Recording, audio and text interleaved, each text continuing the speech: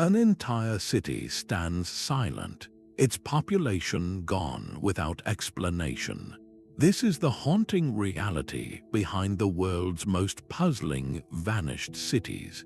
These are not just abandoned places, but locations where every single person seemingly disappeared into thin air, leaving behind a mystery that defies easy answers. From the towering Maya temples reclaimed by jungle to the silent cliff dwellings of the American Southwest, we will investigate how sophisticated societies simply ceased to exist. By the end, you will understand the complex web of environmental disaster, social upheaval, and human error that can cause a civilization to collapse. What forces could possibly make a thriving community decide to walk away from everything they built? How does an entire culture simply vanish from its homeland? What does the fate of these lost cities reveal about the foundations of our own modern world? These silent stones speak to a deep, almost primal part of our humanity. We stand in the ruins of a great city, not merely as tourists, but as detectives at a crime scene where the only victim is time itself. The empty plazas and crumbling homes are a powerful memento mori, a Latin phrase meaning a reminder of our own mortality, but on a colossal civilizational scale. They force us to confront an unsettling truth. If a society with immense pyramids, complex calendars, and thriving markets could simply cease to be, what does that say about the permanence of our own bustling world? This is the haunting allure of the abandoned. The mystery of the missing people is the ultimate cold case, a puzzle that dares us to look beyond the dust and debris for answers. We are not just seeking to know what they ate or how they built, but the fundamental reason they are no longer here. Our drive to solve these mysteries is a drive to understand the very forces that shape human destiny. It is a quest that connects us directly to our ancestors, reaching across centuries to ask them one urgent question: what happened? And in seeking that answer, we may just uncover vital truths about our own future. So what exactly transforms a simple ghost town into a true vanished city? The difference is not merely one of scale, but of profound mystery. An ordinary abandoned settlement might leave behind clear records of its decline, its people moving on to better opportunities or fleeing a known threat. A vanished city, however, presents a complete and utter rupture. Its streets are emptied in a time frame that baffles archaeologists, with no tales of conquest carved into victory stelae, no trail of refugees documented by neighboring cultures. The evidence on the ground is one of interrupted lives, a meal left half-eaten, tools dropped mid-craft, valuables inexplicably left behind. This suggests a departure that was both sudden and forced, yet one that occurred without leaving a clear story for us to find. Think of it as the difference between a family moving out of a house, taking their belongings with them, and a house where the family simply vanished in the middle of dinner, leaving the table set and the lights on. The latter scenario is deeply unsettling because it defies our basic understanding of cause and effect. Scholars grapple with this puzzle, debating whether a single catastrophic event like a drought or earthquake could trigger such a final exodus, or if it was a slow unraveling of the social fabric, a loss of faith in their leaders or gods that made staying impossible. By drawing this crucial distinction, we sharpen our focus. We are not just looking at places people left, we are investigating scenes of a mass disappearance, where the only clues are the silent, empty spaces they left behind. This precise definition is our first and most important tool, the lens through which we can begin to examine the most compelling cases of civilizations that simply walked off the stage of history. Deep in the humid embrace of the Mesoamerican rainforest, the Maya created a civilization of breathtaking sophistication. Their cities, like Tikal, were not mere settlements but sprawling cosmic diagrams in stone, with pyramids piercing the jungle canopy and palaces echoing with the calculations of master astronomers. They developed a complex written language, a precise calendar system, and a vibrant culture. Yet between the 8th and 9th centuries, something went terribly wrong. This was not a single event but a rolling catastrophe. One by one, the great city-states in the southern lowlands fell silent.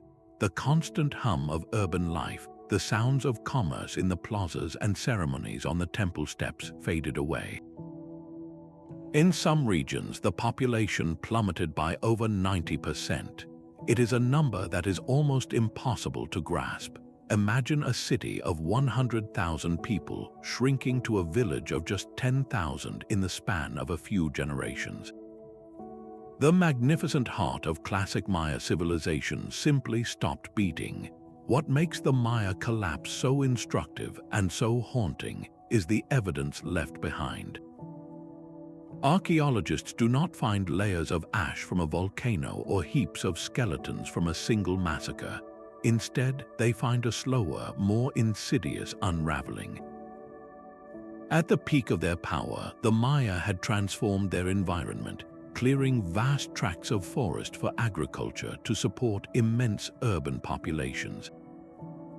But their very success may have sown the seeds of their downfall. Paleoclimatologists, scientists who study ancient climates, have uncovered evidence of severe and prolonged droughts that gripped the region during this precise period. These were not mere dry spells, but decades-long mega-droughts that would have crippled the agricultural base, emptying reservoirs and straining the social contract between the people and their divine rulers. The collapse was likely a perfect storm of pressures. Environmental stress from drought and deforestation would have led to food shortages and famine.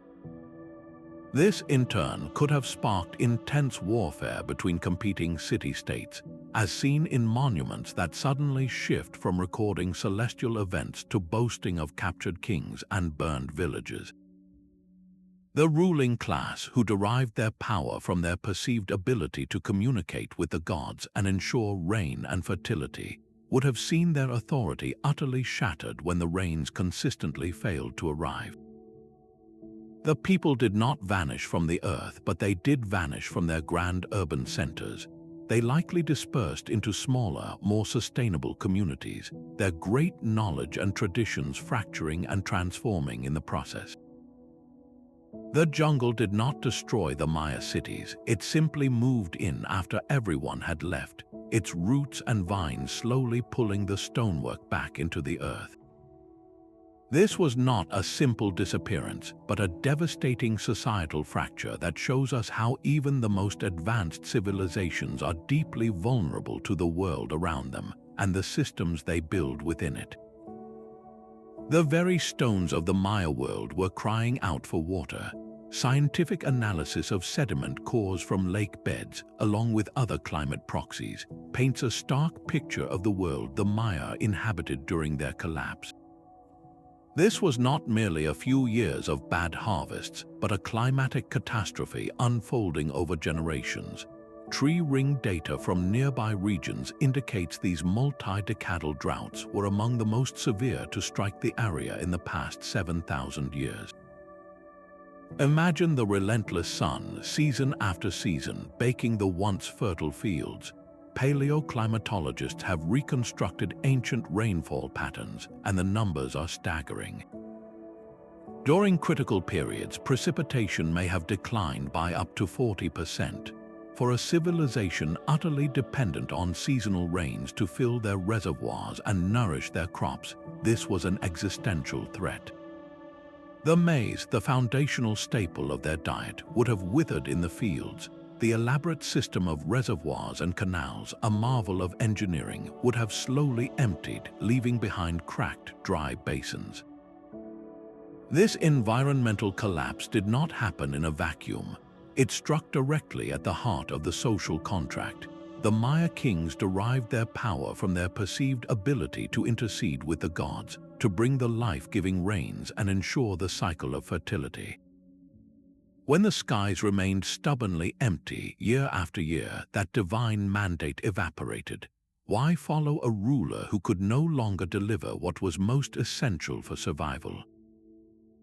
The resulting famines and water shortages would have shattered public trust, likely sparking internal rebellions, warfare over dwindling resources, and a mass exodus from the grand ceremonial centers. The Maya case is a powerful lesson in how climate variability can find and exploit every single weakness in a complex society. This environmental detective work gives us a crucial lens for understanding how civilizations respond to immense ecological pressure. Yet, while the climate set the stage, it was often human decisions and the very structure of their society that determined the final act of the tragedy. Those grand limestone pyramids and plazas were built on a fragile ecological foundation. Every stone block set in place, every temple raised to the sky, came with a hidden environmental cost. To clear land for their vast maize fields, the Maya engaged in widespread deforestation. They cut down immense swaths of jungle, and this single act set in motion a chain of disaster. Without the deep roots of trees to hold the soil in place, the fertile topsoil began to wash away with every heavy rain. Scientists have studied the sediment at the bottom of lakes near ancient Maya cities, and they find a telling story. During the peak of Maya power, the layers of mud suddenly thickened dramatically. This is the soil of the surrounding hillsides, eroded from farmlands and washed into the lakes, a silent testament to an entire landscape being stripped bare. Over centuries, this relentless erosion would have degraded the very farmland the cities depended on, slowly reducing the land's ability to feed a massive population. The Maya's own architectural brilliance also contributed to the problem. Their signature construction material was limestone, which they quarried in enormous quantities. But to make the plaster that coated their buildings and plazas, they had to burn limestone in giant kilns, a process that consumed staggering amounts of firewood. This created a vicious cycle, more deforestation for plaster production leading to more soil erosion, which then threatened the food supply. This is the concept of carrying capacity in action. Every environment has a limit to how many people it can support sustainably. The Maya, in their drive to build a magnificent civilization, appear to have pushed far beyond that natural limit. They were living on an ecological credit that was eventually going to come due. When the climate shifts began, when those prolonged droughts hit, the system had no resilience left. A society already straining its environment to the breaking point had no buffer against catastrophe. The ecological footprint they had created was simply too deep, leaving them exquisitely vulnerable to the changing skies. This adds a profound layer to their story, a warning about how the very tools and ambitions that build a civilization can, if not managed carefully, become the instruments of its fragility. Even the most divine king cannot command the rain to fall. The Maya political system was a house of cards built on a foundation of faith.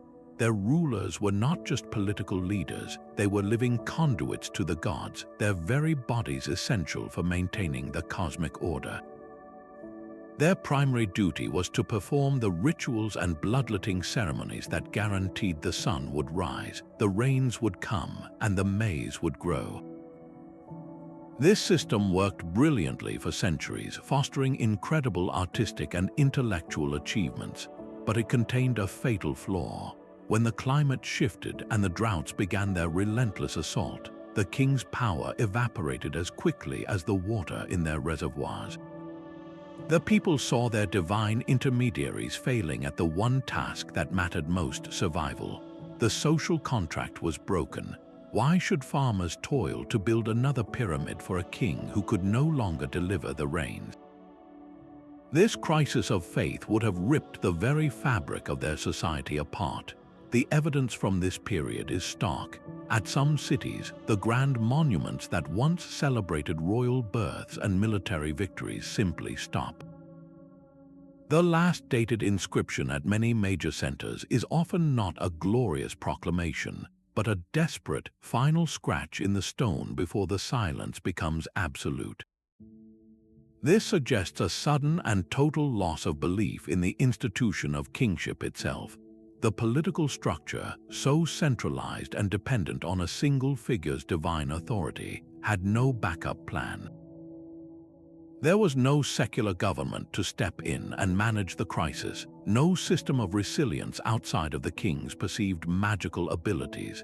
This concentration of power, which had once driven their golden age, became their greatest vulnerability when the environment turned against them. The failure of leadership in the face of an unprecedented crisis left the entire civilization without a compass, adrift in a world that no longer made sense. This political vacuum was quickly filled by a far more brutal force, the desperate struggle for what little remained. The grand plazas, once stages for sacred ball games, became training grounds for war. Archaeologists find a dramatic increase in crude, utilitarian weapons and hasty fortifications built during the final decades. Walls were thrown up across formerly open avenues, and watchtowers were constructed on the outskirts. The inscriptions that do exist from this terminal classic period tell a grim new story. They shift from recording celestial events to boasting of the capture and humiliation of rival kings.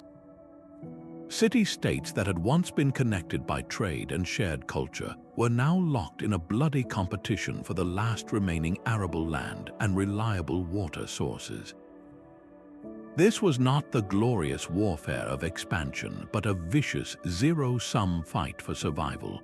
The collapse, therefore, was not a single event but a cascade of failures.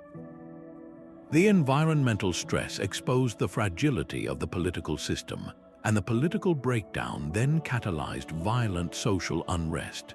The people did not just walk away from cities suffering a drought. They fled from centers consumed by famine, warfare, and a profound loss of meaning. The intersection of a changing climate and a rigid political structure created a perfect storm from which classic Maya society could not recover. It is a powerful lesson in how the systems we create to govern ourselves can become our greatest liability when the world suddenly changes. Far to the north of the Maya world, another civilization faced a similar reckoning with the sky.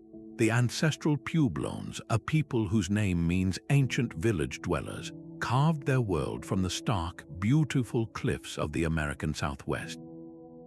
In places like Mesa Verde, they built breathtaking cities directly into the towering rock faces, multi-story structures of sandstone and mud mortar that seemed to grow from the canyon walls themselves. These were not primitive shelters, but complex architectural marvels with hundreds of rooms, ceremonial kivas, and sophisticated water catchment systems designed to survive in an arid land. Yet, by the end of the 13th century, these incredible dwellings stood empty. The silence that fell over these cliff palaces was as profound as any in the Maya jungles, but the story of their departure is a different kind of mystery, one not of societal collapse, but of deliberate transformation. Tree rings, the silent chronicles of the past, tell us this exodus was swift and decisive. The science of dendrochronology provides an almost year-by-year account of their final decades. The trees stopped adding their annual growth rings in the great roof beams of these dwellings around the year 1300, giving us a precise timeline. This was not a slow, centuries-long decline. The abandonment of the entire Four Corners region, where the states of Utah, Colorado, New Mexico, and Arizona meet, unfolded over just a few generations. Imagine entire communities, generation after generation, making the conscious choice to walk away from homes their ancestors had painstakingly built over centuries. They left behind pottery, tools, even food stores, as if intending to return, yet they never did. This rapid, coordinated departure points to a powerful, shared catalyst, a pressure so immense it overrode the deep human instinct to stay in a place you have made your own. So what force could compel an entire people to leave their magnificent cliffside cities? The evidence points once again to a profound environmental shift. The tree rings from this period show a grim pattern, a severe and prolonged drought that gripped the region for more than 20 years. This was not just a lack of rain, it was a climatic event so harsh it is known today as the Great Drought. But the drought alone may not have been the sole culprit. Some archaeologists suggest a second blow, a period of exceptional cold, may have shortened the already fragile growing seasons. In a land where the margin for survival was always thin, this 1-2 punch of dry and cold would have devastated the corn, beans, and squash that formed the foundation of their diet. Their sophisticated water management systems designed for normal dry spells would have been utterly overwhelmed by a mega-drought lasting a generation. The land could simply no longer support the concentrated populations living in their great houses. This environmental pressure likely ignited other social tensions. In a landscape of scarcity, conflict often follows. Archaeologists find evidence of increased warfare during this period. Some settlements were built in increasingly defensible, hard-to-reach locations, a clear sign of fearing your neighbors. There is even disturbing evidence of violence, including possible cannibalism, at a few sites, suggesting a complete breakdown of social order in the face of starvation. The traditional social and religious structures that held their society together may have begun to fray under the strain. When the leaders and rituals that once guaranteed rain and good harvests consistently fail, people lose faith. The very places that had been centers of community and spiritual life for centuries may have become reminders of a broken covenant with the gods and the land itself. Yet here is the crucial twist in their story, the element that separates it from a simple tale of collapse. The ancestral Puebloans did not vanish from the earth. They migrated, they traveled south and east, joining with other groups or establishing new communities like the Hopi Mesas and the villages along the Rio Grande. Their culture transformed, adapting to new environments and new neighbors, but it did not die. The people who built the cliff dwellings of Mesa Verde are the direct ancestors of the modern Pueblo peoples. This changes the entire nature of the mystery. We are not looking for a lost civilization, but for the reasons behind a conscious mass migration. The puzzle is not what happened to the people, but why they chose to undergo such a radical transformation of their way of life. What does it take for a culture to decide that its very heart, its most spectacular achievements, are no longer worth the cost of staying? The empty cliff dwellings stand not as a tombstone, but as a monument to a difficult, deliberate choice for survival. Their survival was a masterpiece of agricultural ingenuity. The ancestral Puebloans did not simply farm the land, they learned to converse with its arid rhythms. In a world of scarce and unpredictable rain, they developed a stunning array of dry farming techniques. They planted their maize in wide-spaced grids to maximize water absorption for each stalk. They built networks of small check dams and terraces across hillsides to capture precious runoff from the brief, violent summer thunderstorms, slowing the water's journey and guiding it directly to their fields. They even created gravel mulches, spreading dark stones across the soil to reduce evaporation and retain nighttime moisture. For generations, this delicate, sustainable dance with a difficult environment allowed their society to flourish and build their iconic cliff dwellings. But this delicate balance was shattered by a single, brutal event recorded in the rings of ancient trees. A mega-drought stretching from 1276 to 1299 gripped the region. This was not a simple dry spell. It was a 23-year period of profound aridity that pushed their sophisticated systems far beyond their limits.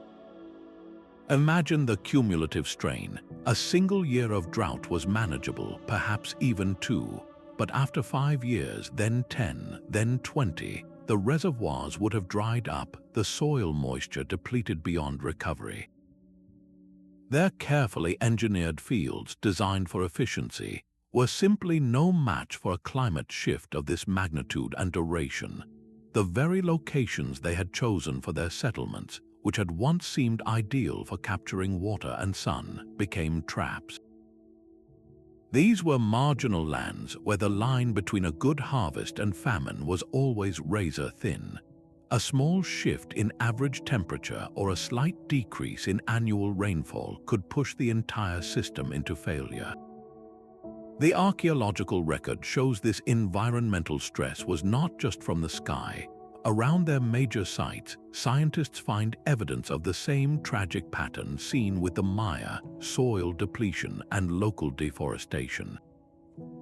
As their populations grew, they would have cut down pinon and juniper trees for fuel and building material. This deforestation would have accelerated soil erosion, washing away the thin, vital layer of topsoil their crops depended on.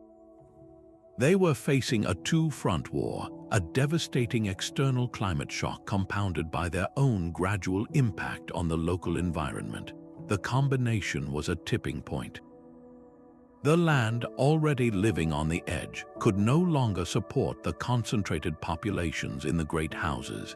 This agricultural perspective is crucial. It transforms the mystery from a simple "why did they leave" to a more specific and tragic "how could they possibly stay?" Their departure was not a failure of spirit, but a rational response to an agricultural reality. The corn no longer grew, the beans no longer climbed, the squash no longer swelled in the sun.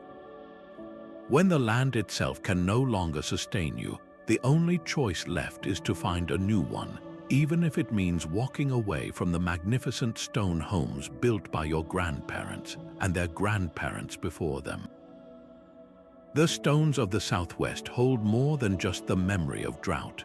Beneath the silent beauty of the cliff dwellings lies a much darker story, one written in fire and bone. At a place called Cowboy Wash in Colorado, archaeologists made a chilling discovery.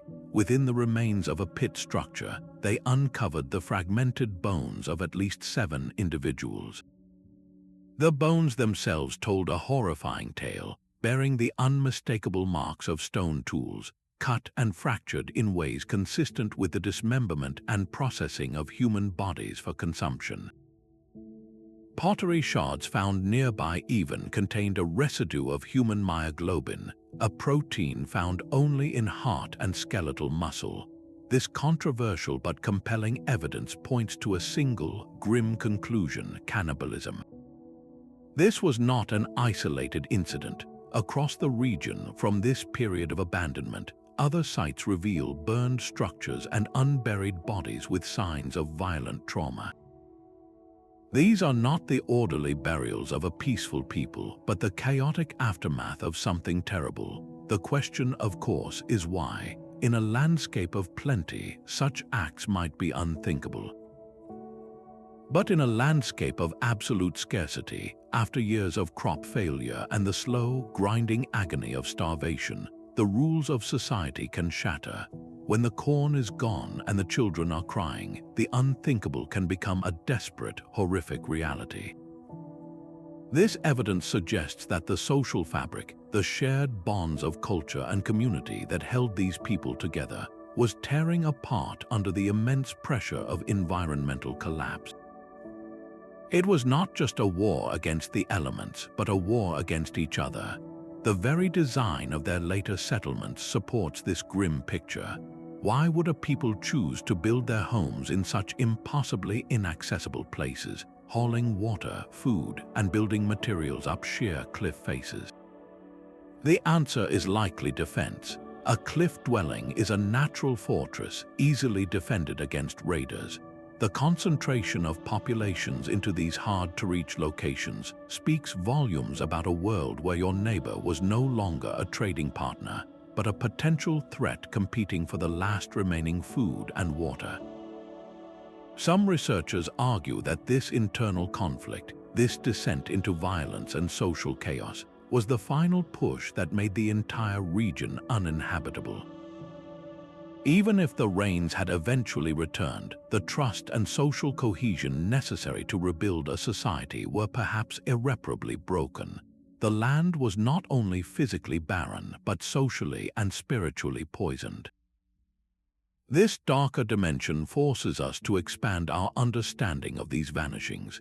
It was never just about a lack of rain. The environmental crisis acted as a catalyst, exposing and amplifying every latent social tension. The true collapse was a dual one, an ecological disaster intertwined with a human one. The decision to leave was not merely a search for better farmland, but an escape from a world that had descended into a nightmare. They were not just walking away from their homes, they were fleeing from the ghosts of what they had been forced to become. The true legacy of the Ancestral Puebloans is not one of disappearance, but of profound resilience. Their story fundamentally challenges the romantic myth of a lost civilization. The people who built the cliff dwellings of Mesa Verde did not vanish from the earth. They migrated, joining with other groups and establishing new communities, and their direct descendants are the modern Pueblo peoples of the American Southwest. This is not an archaeological theory. It is a living truth carried in the oral histories of the Hopi, the Zuni, and the Rio Grande Pueblo nations.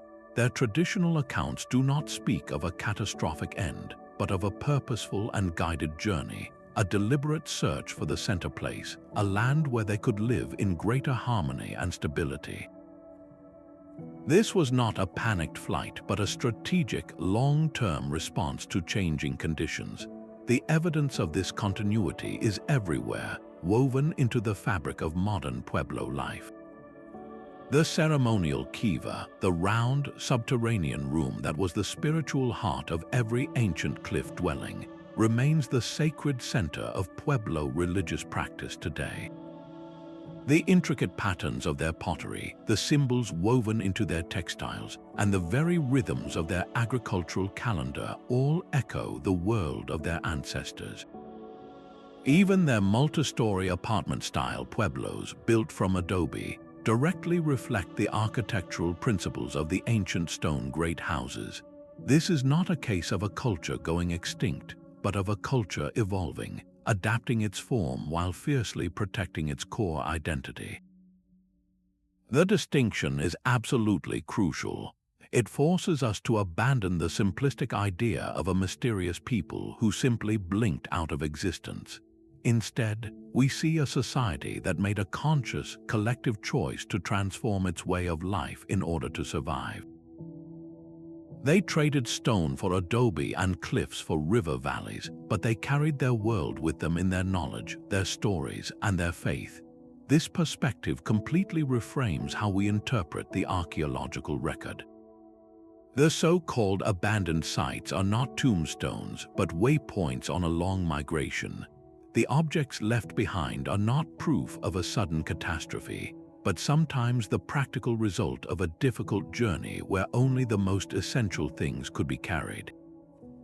The Pueblo case is a powerful testament to the fact that the end of a city is not necessarily the end of a people. It shows us that human communities possess an incredible capacity for reinvention, and that sometimes the most resilient thing a culture can do is to know when it is time to walk away from one home in order to preserve the heart of their civilization for generations yet to come. While the Pueblo peoples carried their culture forward, another ancient civilization left behind a silence far more profound. The Harappan civilization of the Indus Valley was a contemporary giant, its cities bustling at the same time as the pyramids were rising in Egypt and the first empires were forming in Mesopotamia. This was a society of remarkable order and foresight, building planned cities on a grid system with the world's first sophisticated urban sanitation. Their homes were connected to a network of covered drains, and they featured elaborate bathhouses and wells, a level of public water management unmatched for thousands of years. Yet around 1900 BC, this widespread urban culture, which stretched across a vast area of modern Pakistan and northwest India, began a slow but unmistakable fade. The great urban centers like Mohenjo-Daro and Harappa were not destroyed in a fiery conquest. Instead, their populations gradually diminished, shifting from these grand, organized cities to smaller, simpler villages. This was not a sudden collapse, but a slow-motion unraveling that took centuries. What force could possibly cause a people to willingly abandon the comfort and security of their advanced urban life for a more rustic existence? The absence of clear answers is what makes the Indus Valley the great enigma of the ancient world. At other major sites of collapse, archaeologists often find a smoking gun, layers of ash from a sacked city, or mass graves filled with the victims of an invader. But at Mohenjo-Daro and Harappa, the stones tell no such tales.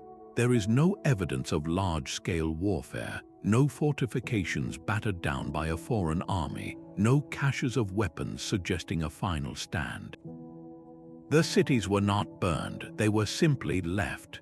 This points to a decline driven by internal pressures or slow-moving external forces, a puzzle with no obvious villain.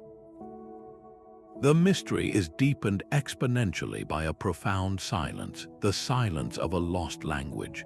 The Harappans left behind thousands of inscriptions on small stone seals, featuring a beautiful and intricate script.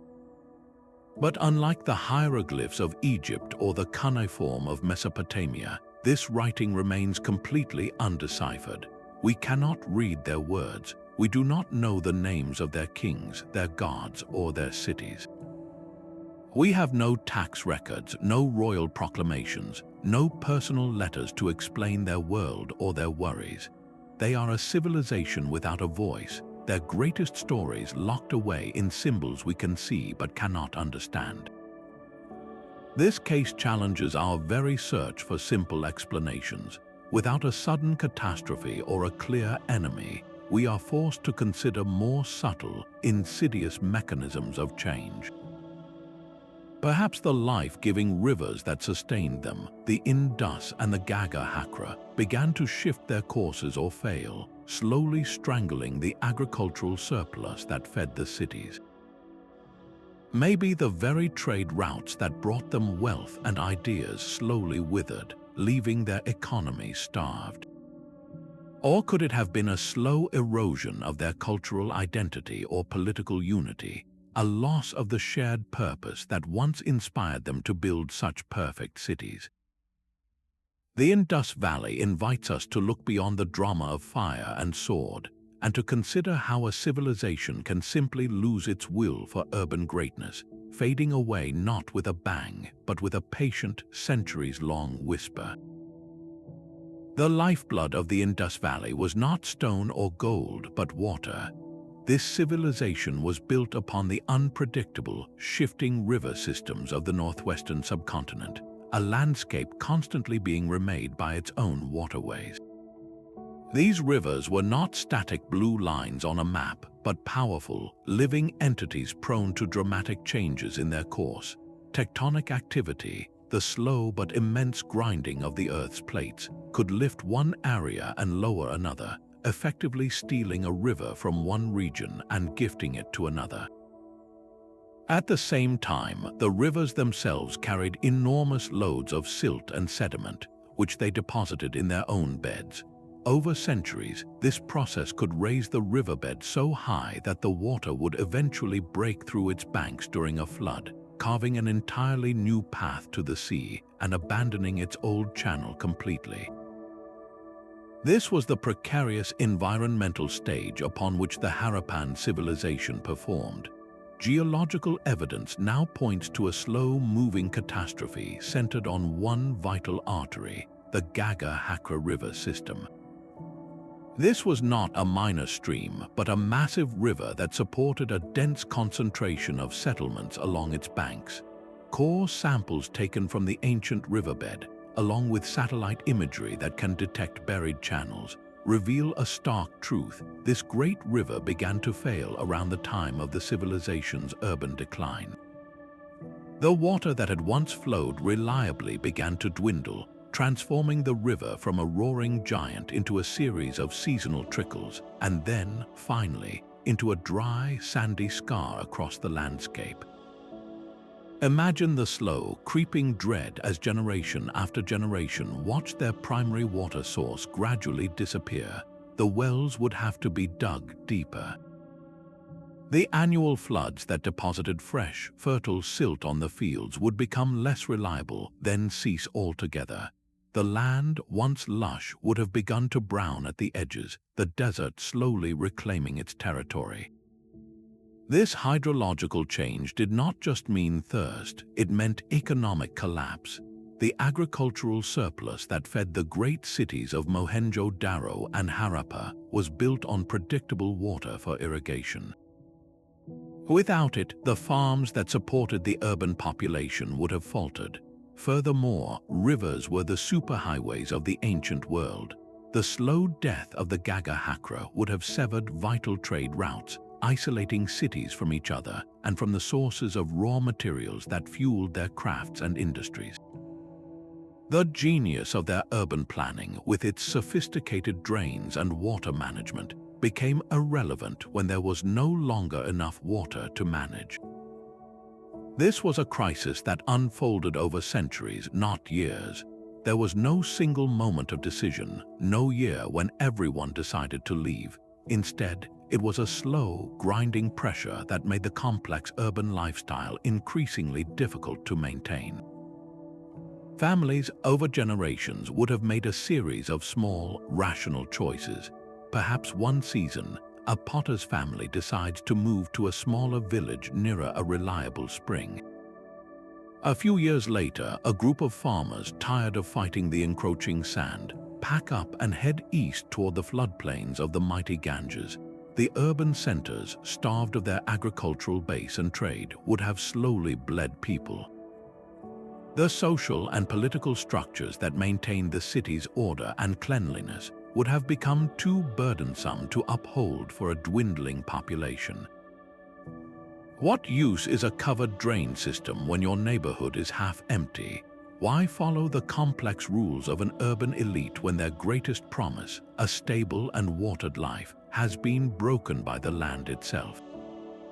This geological perspective forces us to see resilience not as a simple matter of survival, but as a series of trade-offs. The people of the Indus Valley did adapt, they did not go extinct. But their adaptation involved a profound simplification, a retreat from the dazzling complexity of city life back to a more sustainable, village-based existence. They traded their grid-patterned streets and great bathhouses for a guarantee of water and food. Their story is a haunting lesson in how a civilization, for all its ingenuity, can be exquisitely vulnerable to the slow, patient, and indifferent turning of the earth.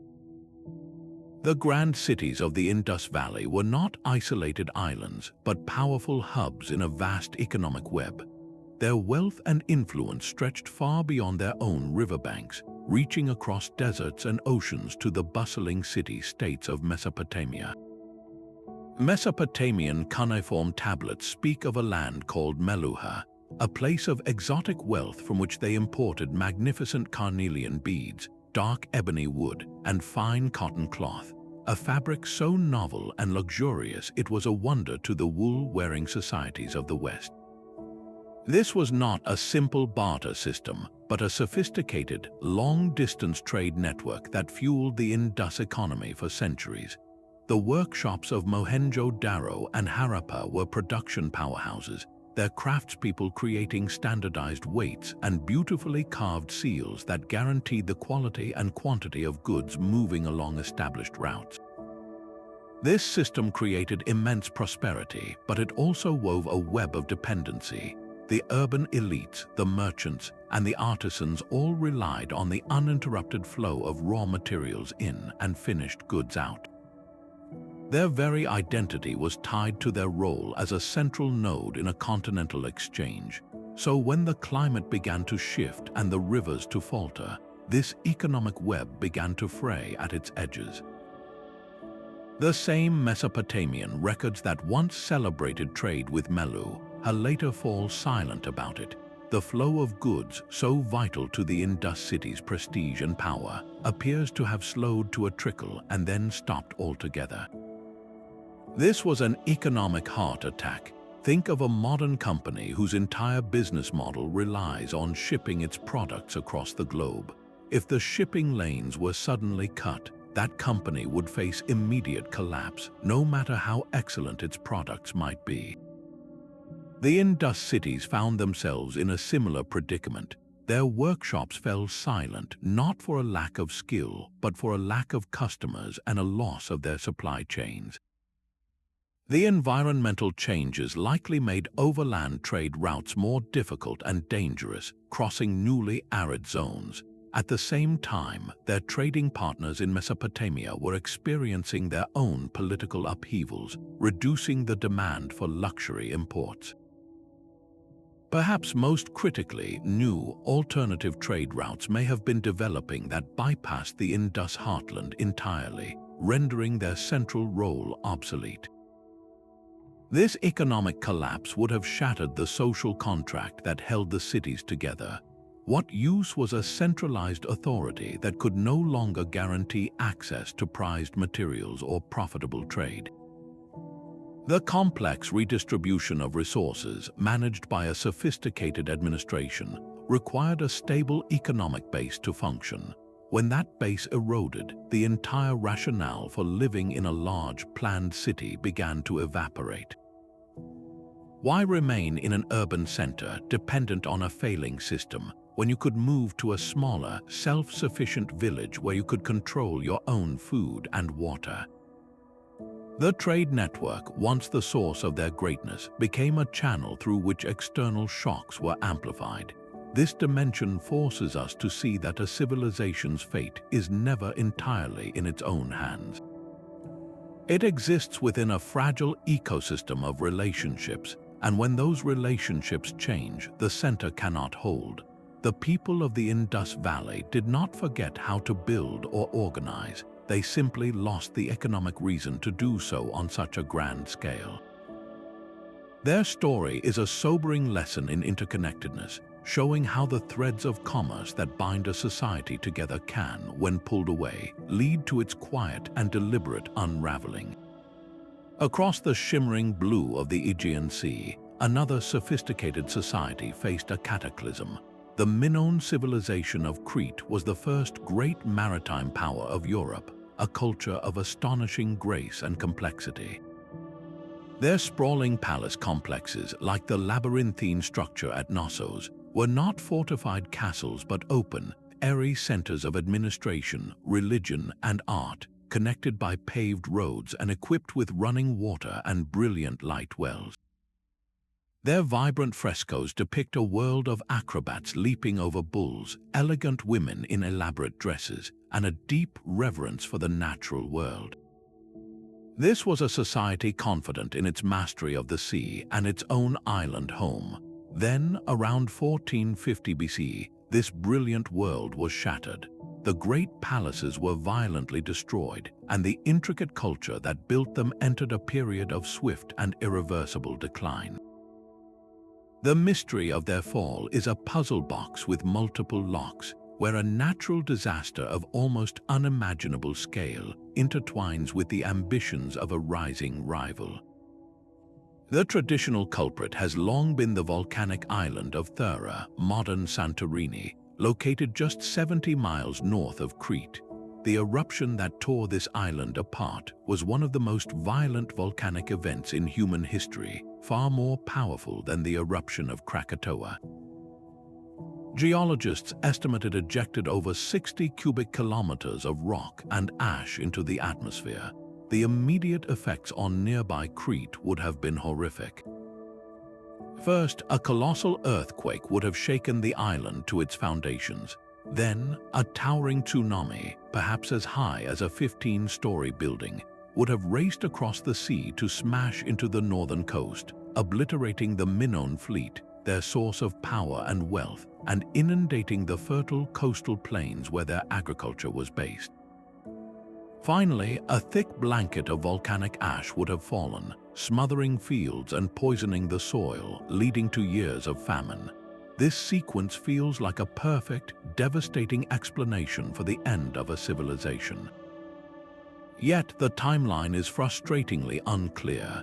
Dating the eruption with precision is notoriously difficult, and some archaeological evidence suggests the Minoan palaces were damaged, repaired, and then destroyed again decades later. This gap has led to a fierce debate. Did the eruption deliver the final, killing blow to a society already weakened, or was it merely a traumatic prelude to a different end? The ruins of Knossos itself hold a vital clue to the next act of this tragedy. After the destruction, the palace was reoccupied, but not by the Minoans. The new inhabitants were the Mycenaeans, a warrior culture from mainland Greece. Their presence is unmistakable. They brought with them a new language written in a script called Linear B, which we can read, and it is an early form of Greek. They also brought a different aesthetic, one of fortified citadels and martial pride. The vibrant, naturalistic Minoan art gives way to scenes of hunting and warfare. This was not a simple rebuilding, it was a cultural takeover. The evidence suggests the Mycenaeans did not just find a vacuum, they likely filled a power void. If the Thera Eruption had crippled the Minoan economy and military, it would have left them vulnerable. The Mycenaeans, perhaps already trading partners and rivals, may have seen a golden opportunity. They moved in not as destroyers of a vacant ruin, but as conquerors of a weakened people, assimilating what remained of Minoan culture into their own. This creates a uniquely complex picture of collapse. It was not a simple case of a volcano wiping out a people, nor was it purely a military conquest. It was likely a 1-2 punch, a natural disaster that broke the Minoans' back, followed by a human wave of cultural and political absorption. The Minoans did not entirely vanish, but their distinct identity was subsumed, their brilliant, peaceful world fading into the more aggressive, heroic age of the Mycenaeans. This leaves us with their final, silent mystery, the language they left behind. The Minoans used a script we call Linear A, found on clay tablets across Crete. Unlike the Mycenaean Linear B, which was deciphered in the 1950s, Linear A remains stubbornly undeciphered. We can see the administrative records, the lists of goods and commodities, but we cannot hear the words, the names of their gods, their poetry, or their own story of what happened. They are a civilization we can see with stunning clarity in their art and architecture, but whose voice is forever lost to us, a haunting whisper from a world that was forever changed by fire, water, and the ambitions of others. The sheer scale of the Thera eruption defies modern comprehension. When the volcano detonated, it did not merely erupt, it disintegrated, unleashing an estimated 60 cubic kilometers of pulverized rock and superheated gas into the sky. The geological record bears witness to this cataclysm, with a distinct layer of fine, white ash buried deep in the soil across the entire eastern Mediterranean, a silent, chilling snowfall from a single, terrible event. For the Minoans on Crete, just 70 miles to the south, the immediate consequences would have been apocalyptic. First, the ground itself would have convulsed in a colossal earthquake, shaking the very foundations of their unfortified palaces. Then, as the volcano's cone collapsed into the sea, it would have generated a tsunami of unimaginable force. A wall of water, perhaps as high as 150 feet, would have raced across the open sea to smash into the northern coast of Crete.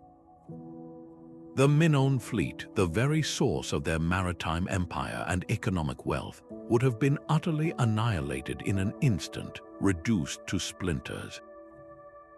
Coastal settlements, farms, and vital harbor infrastructure would have been scoured from the landscape, leaving behind only salt-poisoned earth. This was not just a bad storm, it was a direct physical assault on the core of Minoan power. Their economy, built on trade across the sea, was decapitated in a single day. The political control exerted from Knossos, dependent on that fleet for communication and enforcement, would have evaporated as the waves receded. But the disaster's reach extended far beyond the initial blast and wave. The volcano injected massive quantities of sulfur dioxide and ash high into the stratosphere, creating a veil that circled the globe. Climate models suggest this volcanic shroud could have caused several years of significant global cooling, a volcanic winter. Across the region, temperatures would have plummeted, growing seasons would have shortened, and harvests would have failed. For a society already reeling from the destruction of its coastal farmlands, this climate shock would have been a second, crushing blow, leading to widespread famine and social unrest. The theory seems perfectly complete, a tidy explanation for a civilization's end.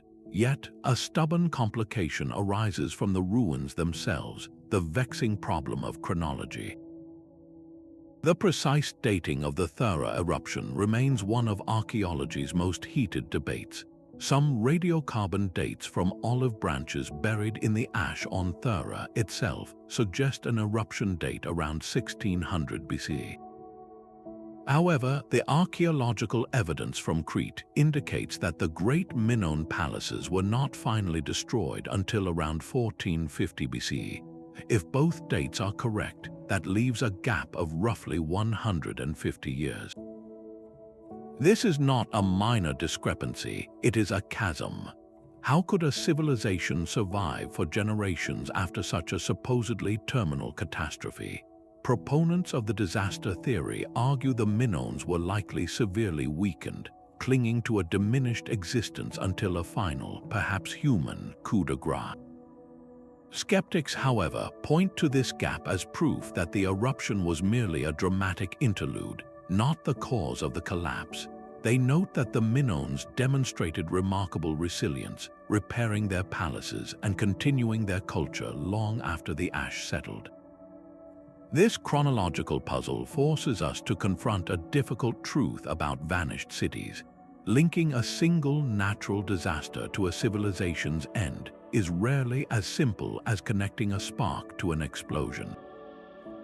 The Earth provides the shock, but the human system's ability to absorb that shock, to adapt and rebuild, is what ultimately determines its fate. The Thera Eruption presents a monumental, perhaps a stunningly powerful event whose true role in the Minoan story remains tantalizingly, frustratingly, just out of reach. The vibrant world of the Minoans did not simply implode. The ruins of Knossos tell a story of reinvention, not just ruin. In the chaotic decades following the island's disasters, a new power moved into the vacuum, the Mycenaeans from mainland Greece. Their presence is etched into the very clay of the palace. The old Minoan administrative script, the undeciphered Linear A, vanishes from the record. In its place, we find clay tablets inscribed with a new script, Linear B. This was not merely a change in writing style, it was a fundamental shift in power. Scholars can read Linear B, and it reveals a stunning fact: it is an early form of Greek. The new rulers of Knossos were not just rebuilding, they were imposing their own language and system of control on the heart of Minoan civilization. This was a bureaucratic takeover, a clear sign that the palace's central administration was now in Mycenaean hands. The old Minoan elite, it seems, were either displaced, subjugated, or absorbed. This linguistic shift is one of the most powerful pieces of evidence we have for a political and cultural conquest, a change of management that permanently altered the course of Aegean history. Yet the takeover was not a wholesale destruction. The Mycenaeans were clearly in awe of the sophisticated culture they encountered. They did not raze the palace of Knossos to the ground, they moved into it. They rebuilt its corridors and occupied its chambers, adapting the magnificent structure for their own use. This suggests a complex relationship, a blend of conquest and admiration. The Mycenaeans were not barbarians at the gate. They were a dynamic, rising culture who saw value in the world they were usurping. They recognized the advanced infrastructure, the artistic mastery, and the complex economic systems the Minoans had developed. Rather than obliterating it all, they chose to take control of the existing machinery of state, repurposing it for their own benefit. This act of occupation reveals a pattern far more nuanced than a simple disappearance. It is the story of a merger, albeit one forced by the sword and the ledger. The result was a profound cultural assimilation that slowly blurred the brilliant, unique identity of the Minoans. The new art that emerged in this period is a fascinating hybrid. The vibrant, fluid, and naturalistic Minoan style, with its leaping dolphins and graceful athletes, begins to stiffen. The figures become more formal, more structured, reflecting the more hierarchical and martial values of the Mycenaeans. Scenes of nature and ritual are joined by depictions of warriors and chariots.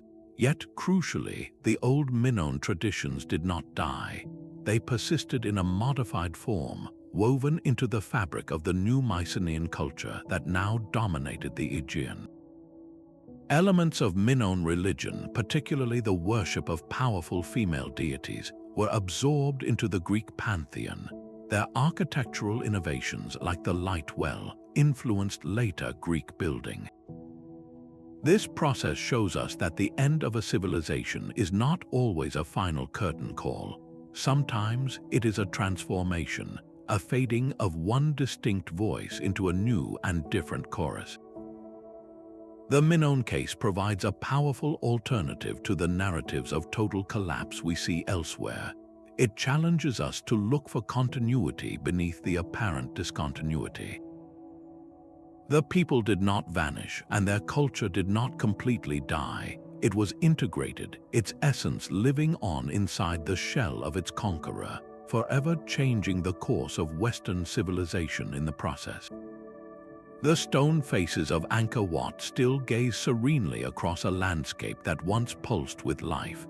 At its zenith, the Khmer capital of Angkor was one of the largest pre-industrial cities on Earth, a sprawling metropolis of nearly 1 million people sustained by a mastery of water and stone. For 6 centuries, from the 9th to the 15th, the empire flourished, its power etched into the magnificent temples that rose from the jungle.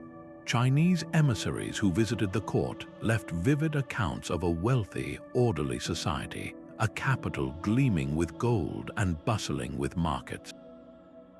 Yet this great city did not fall in a single, dramatic siege. Its story is one of slow fade, not sudden fracture, a gradual abandonment that unfolded over hundreds of years as the political and spiritual center of the empire shifted south, closer to the coast. This long, drawn-out process presents a different kind of mystery, one where the line between adaptation and collapse becomes beautifully, tragically blurred. The key to both Angkor's spectacular rise and its eventual decline lies hidden in the earth, in the remains of its most brilliant innovation, a vast and complex hydraulic system.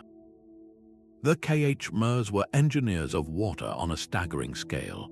They transformed the landscape into a massive, city-wide machine for capturing, storing, and distributing the precious monsoon rains. They constructed immense reservoirs called barrays, some stretching 5 miles long, along with an intricate network of canals, moats, and ponds. This system did more than just prevent flooding and provide drinking water. It enabled the cultivation of multiple rice crops per year, producing the agricultural surplus needed to feed a colossal urban population and support the immense labor force that built the temples.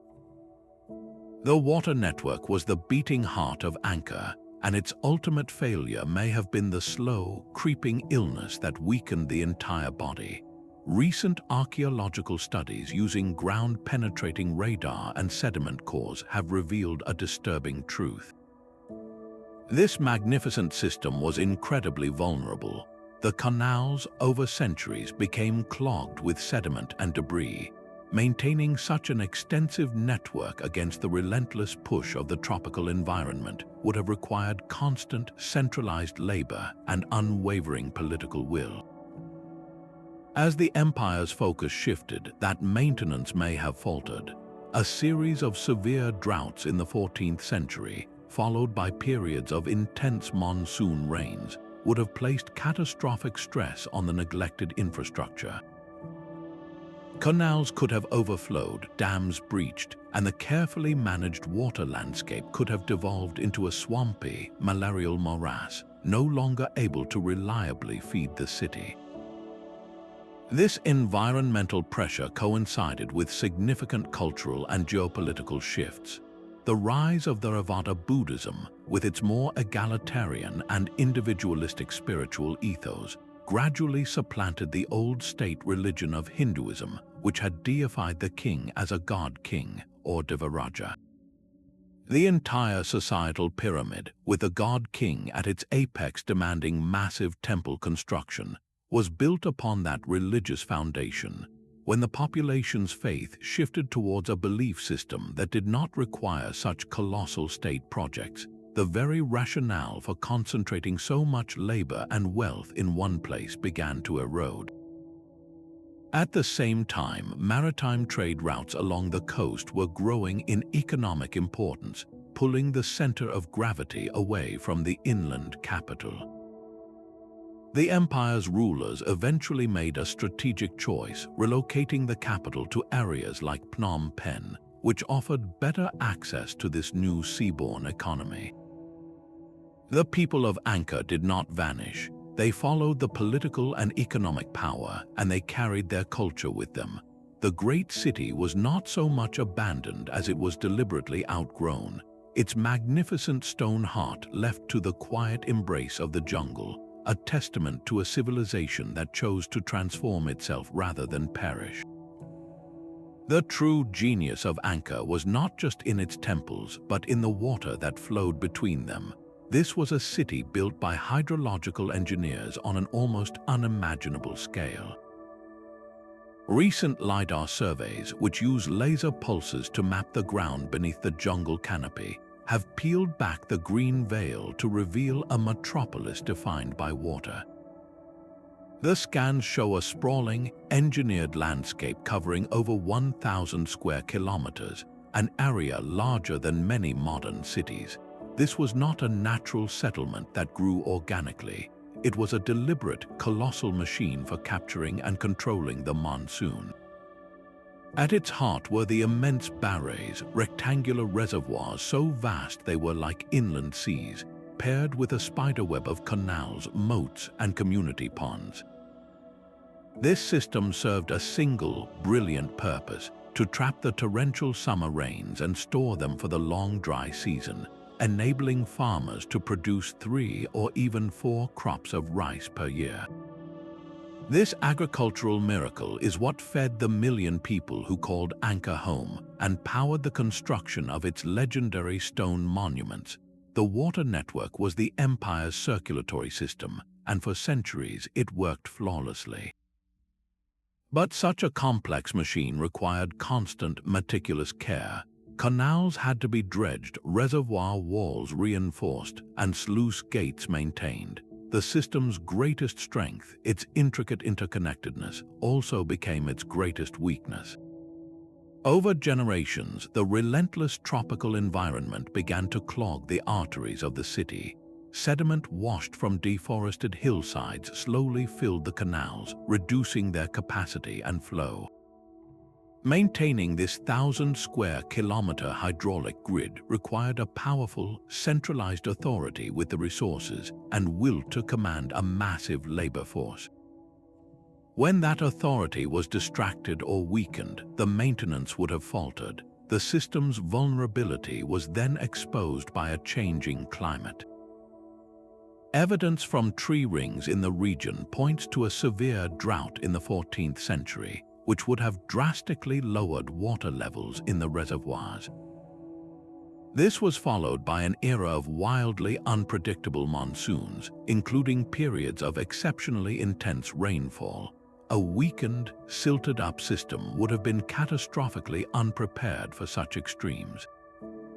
The very canals designed to channel water would have overflowed, the dams might have breached, and the carefully managed agricultural plains could have flooded or become waterlogged, transforming the breadbasket of the empire into a swampy, malarial marsh.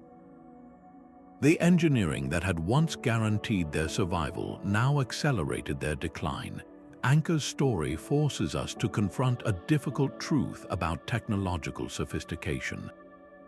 The most brilliant solutions often create profound dependencies. The Khmers became locked into their own hydraulic masterpiece. Their entire society, its population size, its economic structure, its very location, was predicated on the flawless operation of this complex machine. When environmental conditions shifted beyond the system's design parameters, and when the social will to maintain it waned, the machine began to break down. The civilization did not collapse overnight, but its foundation slowly crumbled, leaving its people with a painful choice: stay and struggle with a failing system, or follow their leaders to a new capital where the old dependencies no longer applied. The silent, silted canals of Angkor are a powerful monument to this paradox, a reminder that our greatest innovations can also become the source of our greatest fragility. The spiritual landscape of Angkor was transforming as profoundly as its physical one. For centuries, the empire's identity had been inextricably linked to the state religion of Hinduism and the awe-inspiring concept of the Devaraja, the god-king. This was not merely a political title, it was the foundational pillar of the entire society. The king was a living god on earth, a divine intermediary whose spiritual power guaranteed the kingdom's prosperity. This belief justified the staggering concentration of wealth and labor required to build monuments like Angkor Wat, which was originally a vast Hindu temple complex. The entire societal pyramid rested on this sacred contract between the divine ruler and his people, who provided their labor in exchange for cosmic order and earthly stability. But then, a new spiritual current began to flow through the empire, one that would quietly dismantle this ancient compact. Theravada Buddhism, with its emphasis on personal enlightenment and individual spiritual effort, offered a different path. It was a more egalitarian and introspective faith, one that did not require a monumental, state-sponsored priesthood or the construction of colossal temples to house a god-king. The new faith slowly shifted the focus of spiritual life from the grand, communal projects of the state to the inner journey of the individual. This religious evolution fundamentally altered the relationship between the ruler and the ruled. If the king was no longer seen as a living god, but merely a man, then what was the divine justification for demanding that thousands of people spend their lives hauling stone for his eternal glory? The ideological engine that had driven Angkor's construction boom for 6 centuries was simply running out of fuel. This ideological shift had direct, practical consequences for the city itself. The relentless focus on building and maintaining the hydraulic system and the grand temples began to wane. Why pour all of the empire's resources into a single, inland capital when the spiritual and political rationale for doing so was fading? The concentration of power at Angkor had always been a choice, and now a new set of choices was becoming possible. The ruling elite began to look elsewhere, toward the rising economic opportunities of maritime trade along the coast. The new capitals they established, like the one at Phnom Penh, were not centered around a massive temple mountain symbolizing a god-king. They were pragmatic, administrative hubs positioned for commerce and connection in a changing world. This case reveals a profound truth about vanished cities. Sometimes people do not abandon a place because it fails them, but because their very idea of what a city should be and what a ruler should be has fundamentally changed. The stones of Angkor were not forsaken out of necessity alone, but also out of a transformation of the human spirit, a quiet revolution in belief that made the old ways of living seem not just difficult, but perhaps no longer sacred. The world of vanished cities is not confined to the distant past. In 1587, a small group of English colonists landed on Roanoke Island, off the coast of what is now North Carolina. They were meant to be the vanguard of a new English empire in the Americas. Their governor, John White, even watched his own granddaughter, Virginia Dare, become the first English child born in the New World. But the story of this fledgling community would soon twist into America's oldest and most haunting cold case. When Governor White returned from a desperately needed supply run to England 3 years later, he found the settlement utterly deserted. The roughly 115 men, women, and children were simply gone. There were no signs of a struggle, no mass graves, and no indication of where they had gone. The only clue was a single word carved into a wooden post, Croatoan, and another, the letters CRO, carved into a tree. This was not the slow fade of Angkor or the political collapse of the Maya. This was a disappearance that felt both sudden and deliberate, a mystery that has echoed down the centuries. The word itself, Croatoan, was the name of a nearby island and also the name of a friendly Native American tribe that lived in the area. It could have been a message indicating where they had moved, a desperate plea for help, or perhaps a grim warning left by attackers. The fact that the word was carved where it could be easily found suggests the colonists left a deliberate signal, but its true meaning died with them. The scale of the mystery is what makes it so compelling. We are not talking about a metropolis of 1 million people dispersing over centuries. This was a small, isolated community of just over 100 souls, vanishing without a single verifiable trace. In a historical era of written records and transatlantic voyages, their complete and total disappearance is profoundly unsettling. It proves that the veil of the unknown can fall just as heavily over modern history as it does over ancient ruins. Various theories have attempted to solve the puzzle. The most enduring suggests the colonists, facing starvation and isolation, split into smaller groups and integrated with nearby Native American tribes, including the Croatoans. Some historical accounts from later English settlers speak of gray-eyed natives or tribes who spoke English and built European-style houses, tantalizing hints that some of the Roanoke colonists may have been absorbed into local communities. Other, darker theories propose a massacre by a hostile tribe or by the Spanish, who viewed the English settlement as a threat to their own claims. Yet another idea suggests the colonists tried to sail back to England in a small ship and were lost at sea. The frustrating truth is that no theory has ever been supported by conclusive archaeological evidence. No European artifacts have been found in a clear, contemporaneous context that would prove integration, and no evidence of a battle has been uncovered on Roanoke Island itself. The Roanoke story forces us to confront the fragility of human footholds and the immense gaps in our own historical knowledge. Here was a group of people, documented by name, with a governor who was an artist and left sketches of their new world, yet they slipped through the cracks of history as completely as any civilization lost for millennia. Their silence reminds us that sometimes the most enduring mysteries are not written in stone, but carved into a single, weathered piece of wood. The single word carved into the post was not a message of distress, but a destination. The most plausible explanation for the Roanoke colony's disappearance is that the colonists, facing a desperate situation, made a rational choice for survival. They likely split into smaller groups and sought refuge with the nearby Croatoan people, whose name was left as a deliberate signpost. This was not a vanishing act, but a deliberate assimilation. Later accounts from the Jamestown settlers lend weight to this theory. Colonists there reported hearing stories from local tribes about people who looked and dressed like Englishmen living further inland. One particularly compelling account describes a native settlement where two-story, European-style houses were found, and where some individuals were said to have had grey eyes and could speak English.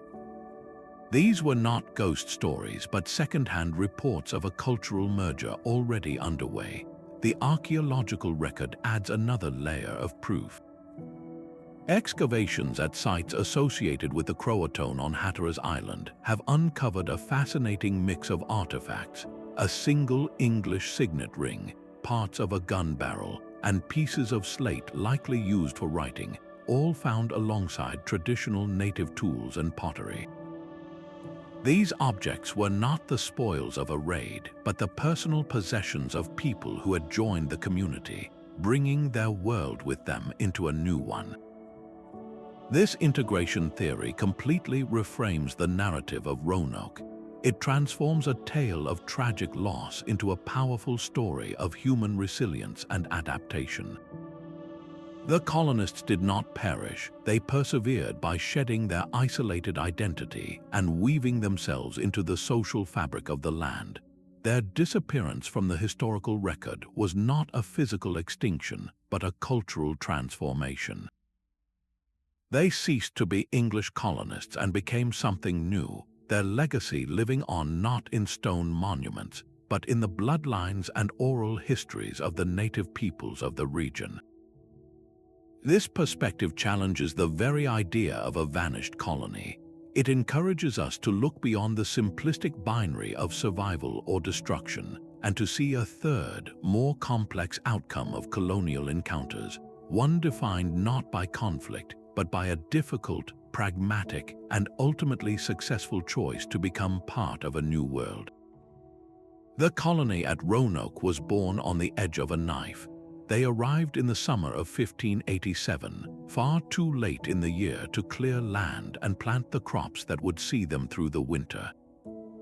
This single timing error placed their entire survival on a fragile lifeline stretching 3,000 miles across the Atlantic Ocean, a chain of supply ships from England that were their only source of food, tools, and hope.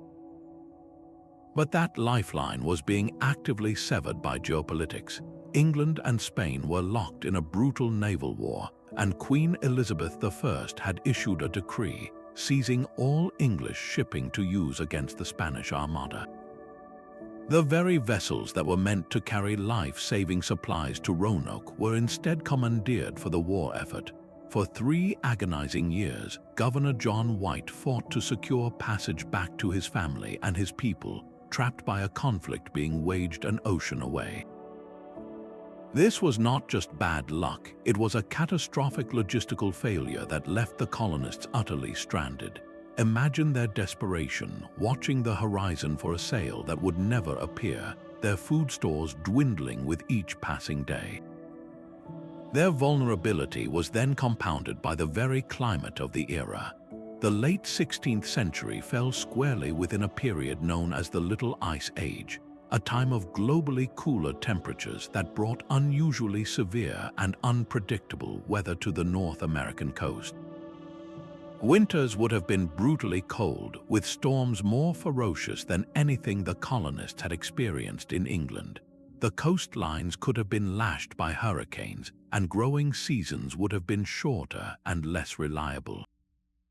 They were attempting to establish a foothold in a new world during one of its most climatically hostile periods, armed with little more than their English sensibilities and a profound ignorance of the local environment. They did not know which plants were edible, which roots were poisonous, or the most effective ways to fish and hunt in this unfamiliar landscape. their existence was a precarious gamble, a community without a single season of stored food, without established farms, without the deep, generational knowledge of the land that their native neighbors possessed. Roanoke was the antithesis of a city like Angkor with its vast rice surpluses. It was a flickering candle flame in a storm, a settlement with no reserves, no resilience, and no margin for error. When the supply ships failed to arrive, that flame was left to gutter in the wind. This logistical perspective forces us to see Roanoke not as a magical vanishing, but as a stark lesson in the physics of survival. A community is only as strong as its supply lines, and when those lines are cut by war, weather, or simple bad timing, the result is not a mystery, but a tragedy waiting to happen. Yet the word Croatoan could also have been a final, desperate clue to a far more brutal end. Some accounts from the period hint at a different possibility, that the colonists met with violence from hostile tribes or even Spanish soldiers who saw the English settlement as a threat to their own claims in the New World. Relations with the many local tribes were a tangled web of shifting alliances, where a friendly exchange one season could turn to suspicion and bloodshed the next. If a massacre occurred, it would explain the complete and sudden silence, a disappearance that felt more like an erasure than a migration. This theory presents a chilling alternative to the story of peaceful assimilation, suggesting a pattern of sudden destruction rather than a gradual fading. The great puzzle, however, lies in the ground itself. If 115 people were killed in a raid or battle, where is the evidence? No mass graves have been uncovered on Roanoke Island. No widespread scorch marks from fired buildings, no scattered and broken weapons of a final stand. The total absence of such physical proof is a silence that speaks volumes, making the conflict theory difficult to prove, though not impossible to imagine. Over 4 centuries, the elements and the dense undergrowth could have reclaimed all traces. A swift, decisive attack could have left few remains, and any bodies might have been removed or disposed of in ways that leave no archaeological signature today. This darker potential adds a sobering layer to the Roanoke story. It forces us to confront the fact that human violence remains a persistent, haunting explanation for historical vanishings, a sudden and terrible storm that can sweep a community away without leaving a clear story in the soil. The enduring mystery is not just where they went, but whether their end was a choice for survival or a tragedy they never saw coming. Far out in the vast expanse of the Pacific Ocean, the stone giants of Rapa Nui stand guard over a stark landscape. These Moai statues, with their solemn gazes, are the most famous symbols of a society whose fate has become a cautionary tale for our entire planet. For decades, the story told about Easter Island was brutally simple, a textbook example of ecological suicide. The narrative went like this: a Polynesian people arrived on a lush, wooded island and proceeded to chop down every last tree, perhaps to move their massive stone statues. With the trees gone, the soil eroded, canoes could not be built for fishing, and society descended into chaos, warfare, and cannibalism, collapsing long before Europeans ever arrived. This story painted a picture of a people who blindly destroyed their own world, a powerful metaphor for our own modern environmental crises. But what if this clear, grim lesson is fundamentally wrong? New archaeological and historical detective work is revealing a much more complex and surprising truth, one that challenges everything we thought we knew. The real story of Rapa Nui is not a simple parable of self-destruction, but a tangled mystery of resilience shattered by external forces. The evidence for the traditional Ecocide narrative seems compelling at first glance. Pollen analysis from lake sediments shows that the island was once covered in a dense palm forest, a forest that completely disappeared over centuries of human settlement. Without trees, the land became vulnerable to intense erosion, and the islanders lost the raw materials needed for seagoing canoes, ropes, and shelter. This ecological disaster, the story goes, led to a brutal struggle over dwindling resources. Archaeologists pointed to crude, spear-like tools made from obsidian, which they called mata, as evidence of this final, violent chapter. The image was complete, a society that built incredible monuments only to tear itself apart in a desperate fight for survival. This version of events became so widespread that Easter Island became a global symbol of environmental hubris. Yet, recent findings are systematically dismantling this tidy narrative. Take those mata, for instance. A detailed analysis of their shapes and wear patterns suggests they were not weapons at all, but general-purpose tools for farming, for carving, for processing food. They are not designed for lethal combat. Furthermore, studies of human remains from the pre-European period show very little evidence of the traumatic injuries you would expect from constant warfare. The people were not slaughtering each other in the streets. Perhaps most startlingly, new estimates of the island's prehistoric population suggest it was never as colossal as once believed, and more importantly, it was stable. The idea of a massive population crashing under its own weight is being replaced by a picture of a smaller, well-adapted society that had learned to live sustainably within its means. They developed sophisticated rock gardens to enrich the poor soil and cultivated every available patch of land. They were not a civilization on the brink of collapse when the outside world arrived.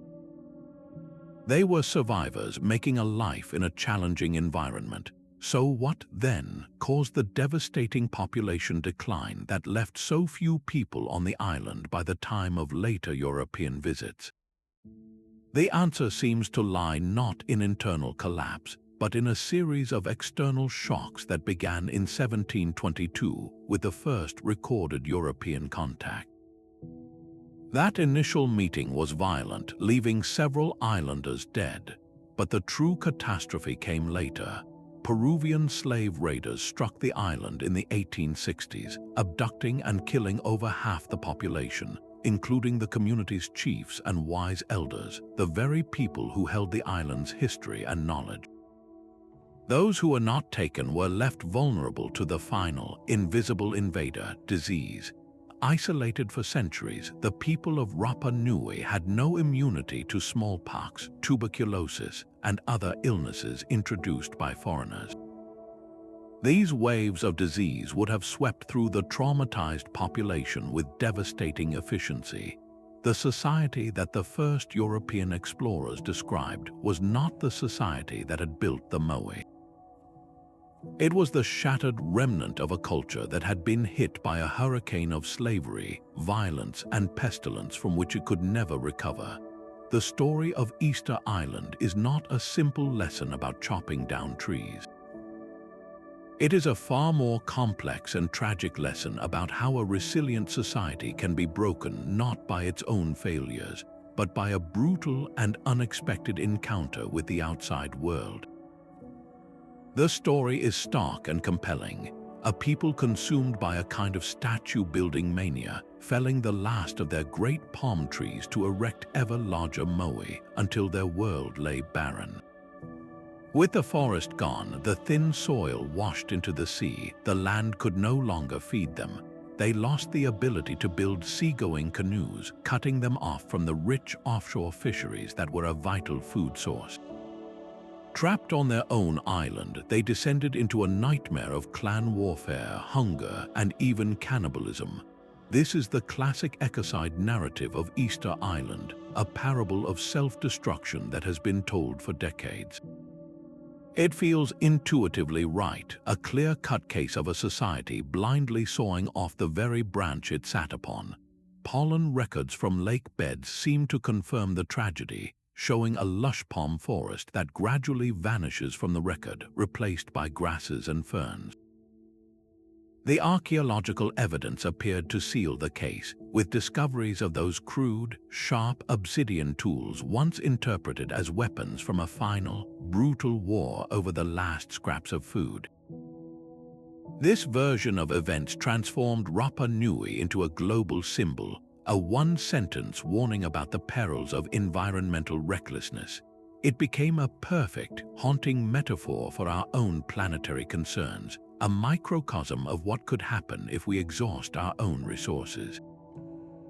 The message was clear: if we are not careful, we could become the next Easter Island, chopping down our own future. But what if this powerful story is more fable than fact?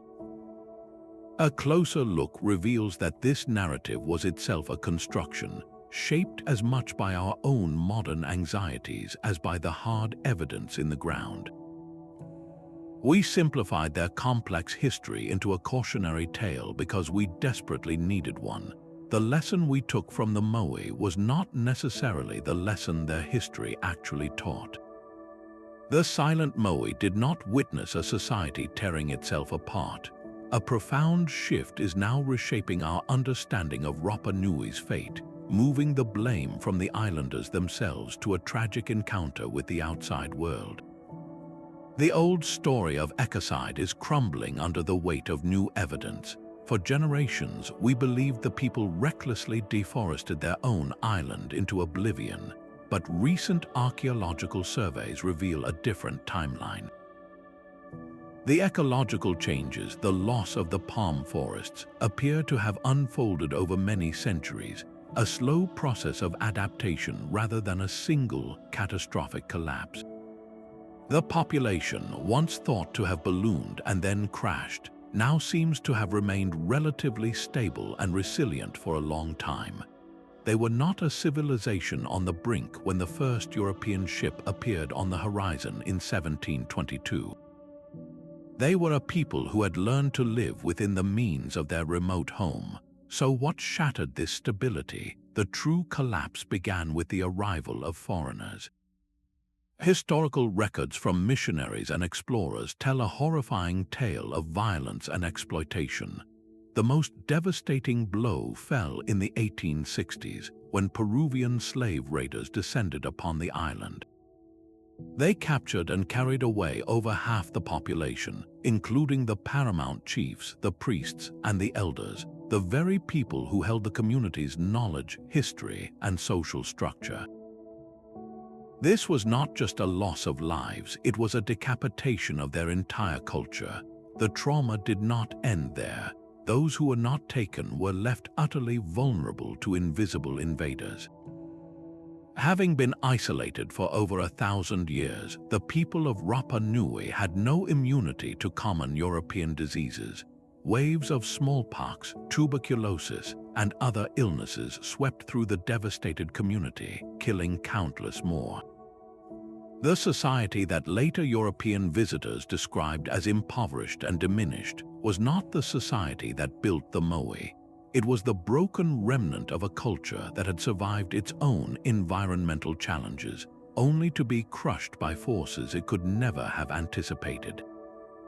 This revised narrative completely transforms the lesson of Easter Island.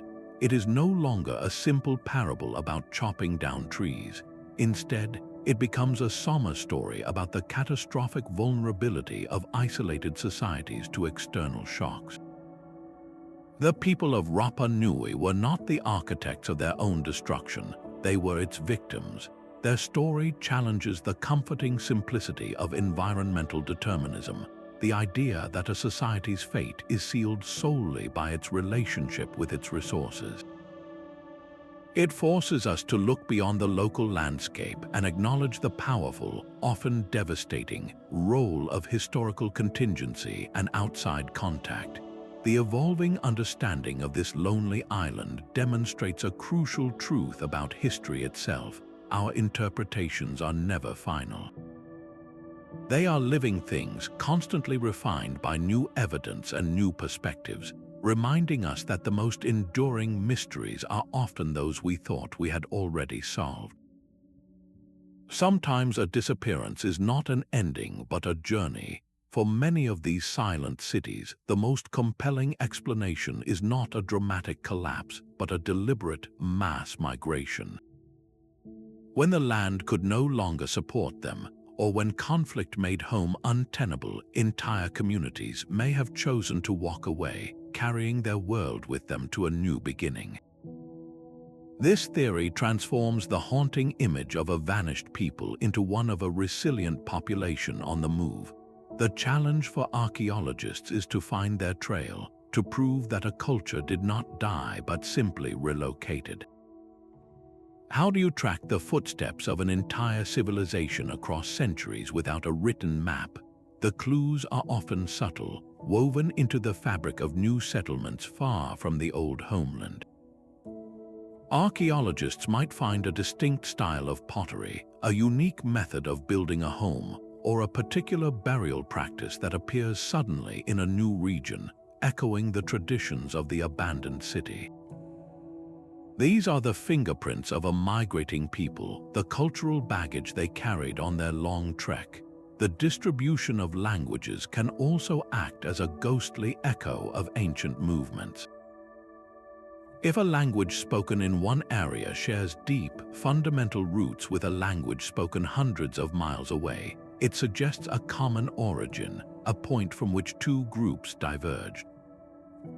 Genetic studies add another powerful layer, tracing the flow of human populations through shared DNA markers, revealing biological connections between the people living near a ruined city and their potential descendants in a distant land. Consider the Ancestral Puebloans, whose story we explored earlier. Their migration was not a mystery of extinction, but a documented relocation. Their cultural continuity is alive today in the modern Pueblo peoples. Their case is a perfect example of how a migration narrative reframes a disappearance. It was not a failure, but an adaptation, a strategic choice to ensure survival. This perspective offers a more hopeful alternative to the grim finality of societal collapse. It suggests that the end of a place is not the end of a people. A city can be abandoned, its stones reclaimed by the earth, while the spirit of its inhabitants lives on, transformed and resilient in a new home. This completes our exploration of the possible fates of these lost populations, reminding us that sometimes the most profound mystery is not where they went, but the incredible journey they undertook to get there. The silent stones of a vanished city can now speak through the genes of their descendants. Modern science has given us a powerful new lens for these cold cases, using the very building blocks of life to trace ancient journeys. Geneticists can now analyze the DNA of modern populations, searching for specific markers that act like biological surnames, passed down through countless generations. When these markers are found both in ancient bones from an archaeological site and in a living community hundreds of miles away, it creates a virtual roadmap of migration. It is a direct physical link across time, proving that the people did not vanish, they simply moved. This genetic evidence can pinpoint the timing of a population split and even suggest the routes they might have taken, turning speculation into data-driven history. Alongside the story written in our genes, we can listen to the echoes preserved in our languages. The distribution and relationships between languages often preserve the ghost of ancient population movements. When two languages spoken in distant regions share a deep, fundamental vocabulary for core concepts like family, body parts, and the natural world, it strongly suggests they diverged from a common ancestral tongue. Linguists can reconstruct this proto-language and even estimate how long ago the separation occurred. Imagine two groups once united, slowly drifting apart over centuries. Their languages evolve and change, but they retain a hidden kinship, like cousins who have never met but share the same family nose. This linguistic fingerprint can guide archaeologists to look for connections they might have otherwise missed, providing a cultural parallel to the biological story told by DNA. The true power of this investigation emerges when these disciplines converge. Archaeology provides the when and the where, the solid foundation of excavated cities and abandoned artifacts. Genetics provides the who, the biological lineage connecting the past to the present. Linguistics provides the how, the cultural and social pathways of that connection. Alone, each field offers a fragment of the truth. Together, they can assemble a complete picture of historical population dynamics. This interdisciplinary approach is the new frontier of historical detective work, transforming dusty mysteries into solvable puzzles. It represents a profound shift from simply studying the ruins people left behind to actively tracing the living legacy of the people themselves. This scientific perspective injects a surge of optimism into the search for answers. For centuries, the fate of many lost populations was a matter of pure speculation, a debate over shards of pottery and crumbling walls. Now we have tools that can reach through the silence and find the descendants. This methodological innovation demonstrates that our understanding of the past is not fixed, but is constantly evolving with our technology. Every DNA sequence analyzed, every linguistic connection mapped, brings us one step closer to giving a voice back to those who seem to have vanished without a trace. The greatest mysteries of human history are no longer impervious to our curiosity. These empty cities whisper a question we are afraid to answer. What if everything we have built is just as fragile? The psychological power of these vanishings lies in their challenge to our deepest assumptions, the belief that human progress is a one-way street leading ever upward toward greater complexity and security. We look at our own sprawling metropolises, our global networks and technological wonders, and we assume they are permanent. The silent stones of Angkor and the empty plazas of the Maya force us to confront the unsettling possibility that permanence is an illusion. This creates a profound existential unease, a crack in the foundation of our modern confidence. It is the same unease we feel when looking at old family photographs of relatives we never knew, a reminder that entire worlds of experience and meaning can simply cease to be. Our minds are wired for pattern recognition and problem solving, and nothing triggers this instinct more powerfully than an unresolved mystery. A single missing person case can consume a community, but the disappearance of an entire population presents the ultimate cold case. It is a puzzle without edges, a riddle that engages our curiosity on a fundamental level. We are compelled to look for clues, to connect fragments of evidence, because the alternative, accepting that an entire chapter of human history can just end without explanation, is cognitively unacceptable.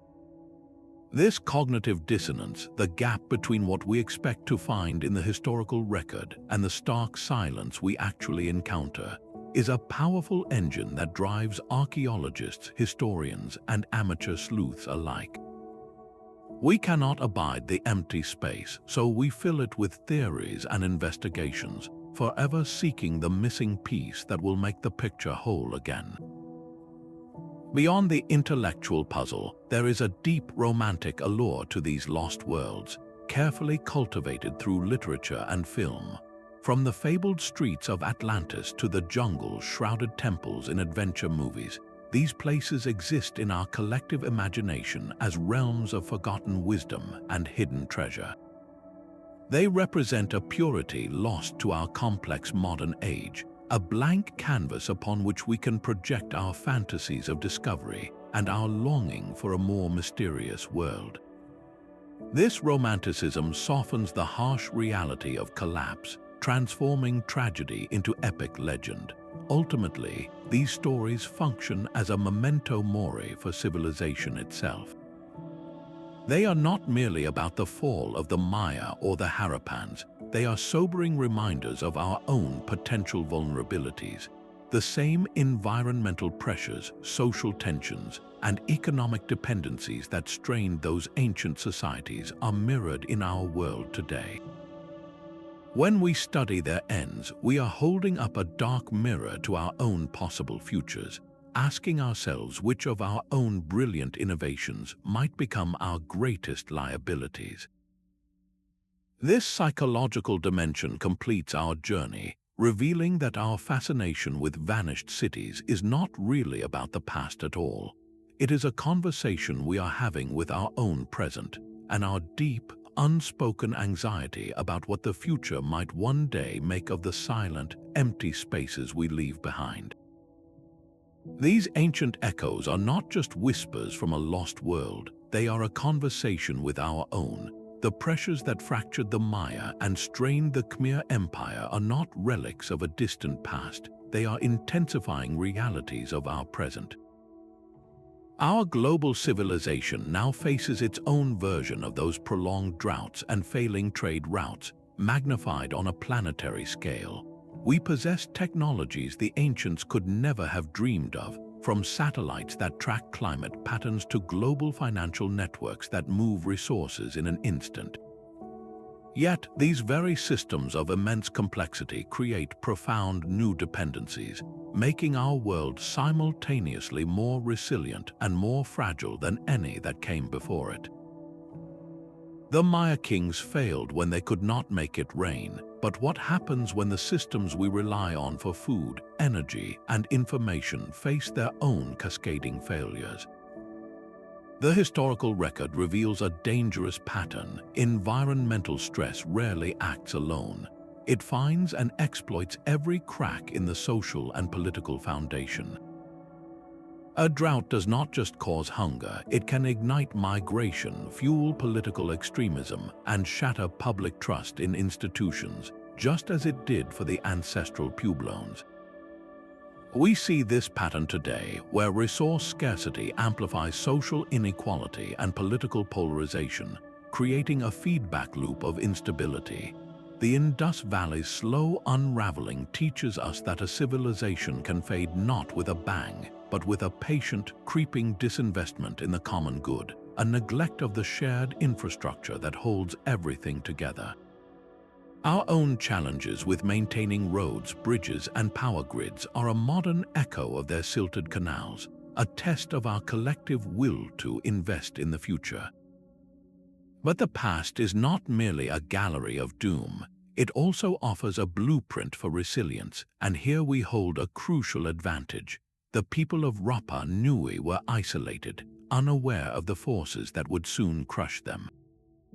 We are not. We have a global scientific community that can model climate impacts and a communication network that can disseminate warnings in seconds. We have the capacity for international cooperation on a scale unimaginable to the kings of Angkor. The choice to collaborate, to share knowledge and resources, to build systems with redundancy and flexibility, is a power our ancestors never possessed. Collapse is not a predetermined fate written in the stars or the tree rings. It is the ultimate outcome of a series of decisions, or a failure to make them. The Maya chose to double down on divine kingship in the face of ecological reality. The Khmer elite eventually chose to move their capital rather than reinvent their relationship with a failing water system. We are now in an era of similar, monumental choices. Will we prioritize short-term economic gains over long-term environmental stability? Will we allow social divisions to prevent a unified response to global threats? Or will we learn the deepest lesson these vanished cities offer, that the true measure of a civilization's strength is not the height of its towers, but the depth of its foresight and its commitment to a sustainable future for all?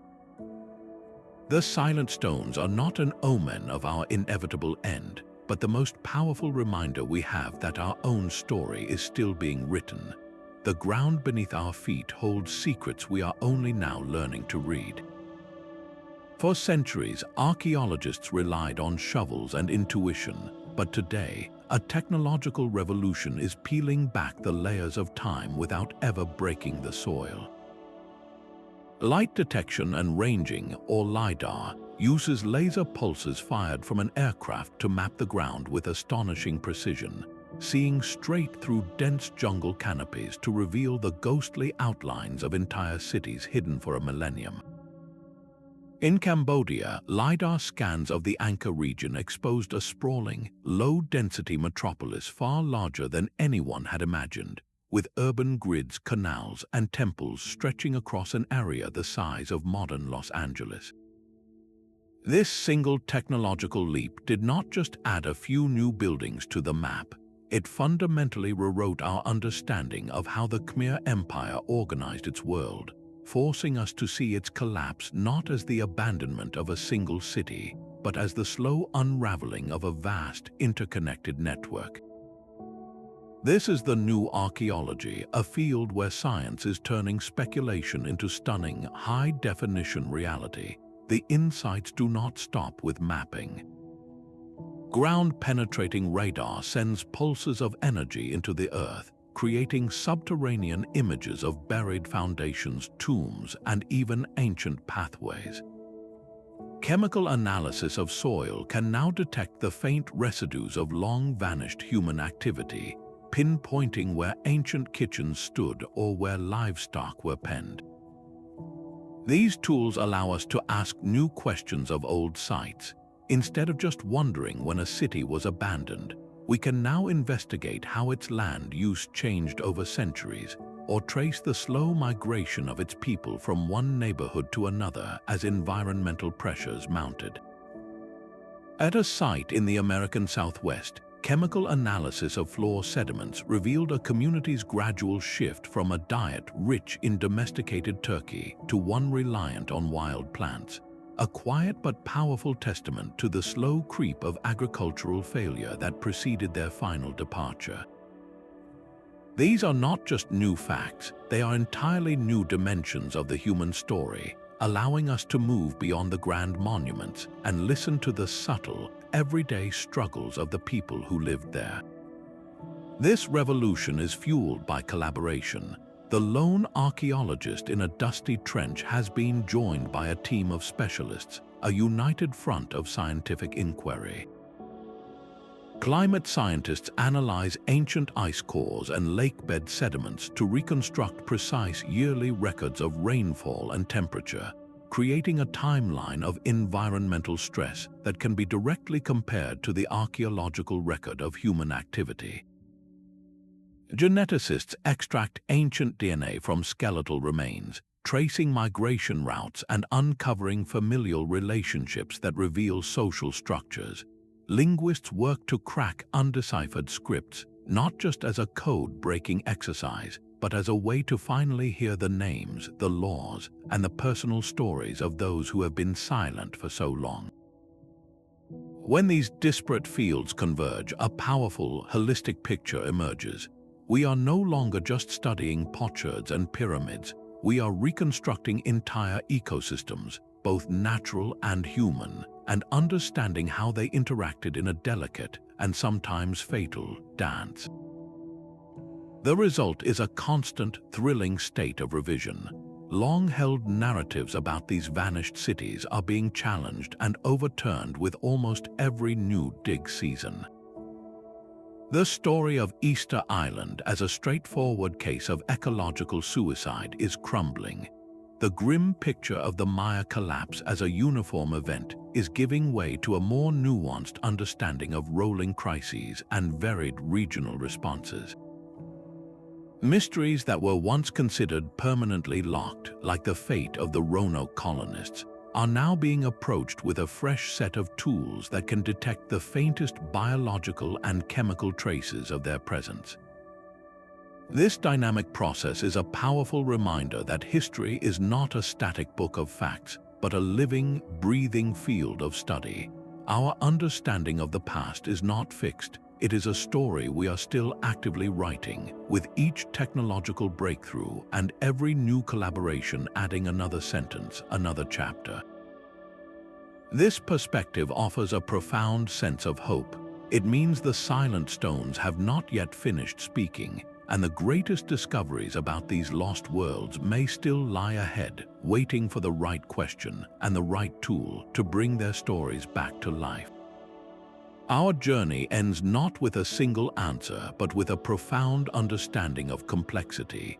We have seen how environmental stress, whether a relentless drought or a shifting river, can find and exploit every crack in a society's foundation.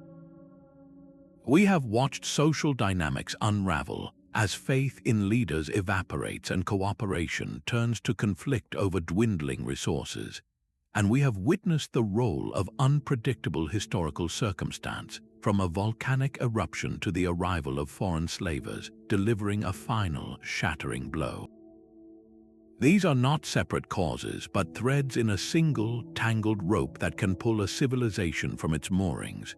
The haunting silence of a Maya plaza or an ancestral Puebloan cliff dwelling is not the result of a simple failure, but the echo of a perfect storm. Yet within these stories of collapse lies a powerful counter-narrative of human resilience.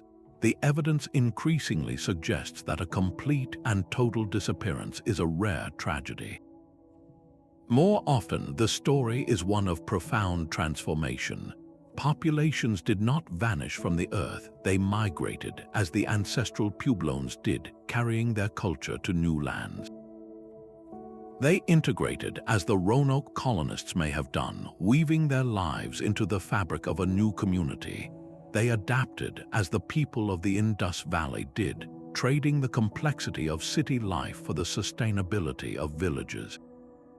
The end of a place is not always the end of a people. This is why these mysteries hold such a powerful grip on our imagination.